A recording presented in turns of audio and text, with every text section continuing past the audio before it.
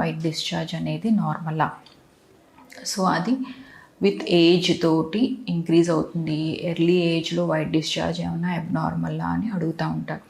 So white discharge అనేది abnormal కాదండి. యూజువల్గా ఇది హార్మోనల్, బాడీలో హార్మోనల్ చేంజెస్ వల్ల, especially in your cycle, menstrual సైకిల్లో 10th డే నుంచి 20th డే అనేది ఒక ఫర్టైల్ పీరియడ్ అనమాట. పీరియడ్ వచ్చిన ఫస్ట్ డే నుంచి మీరు క్యాలిక్యులేట్ చేసి 10th నుంచి 20th డే మనం ఫర్టైల్ పీరియడ్. ఈ టైంలో ఏంటంటే హార్మోనల్ చేంజెస్ వల్ల ఈస్ట్రోజన్ లెవెల్స్ అనేవి ఇంక్రీజ్ అవటం వల్ల ఏమవుతుందంటే ఆ యొక్క హార్మోనల్ చేంజెస్ వల్ల ఏంటంటే వెజైనల్ డిశ్చార్జెస్ అలాగే యుట్రైన్ డిశ్చార్జెస్ అనేది ఇంక్రీజ్ అవటం వల్ల వైట్ డిశ్చార్జ్ కింద ఇది వస్తుంది. ఇది నార్మల్ అనమాట. చాలామంది ఇది అబ్నార్మల్ అనుకుంటూ ఉంటారు, సంథింగ్ బ్యాడ్ అవుతుంది అని అనుకుంటారు. సో దీని గురించి మీరు అపోహ ఏమి చెందాల్సిన అవసరం లేదండి. ఇది నార్మల్ సిచ్యువేషనే.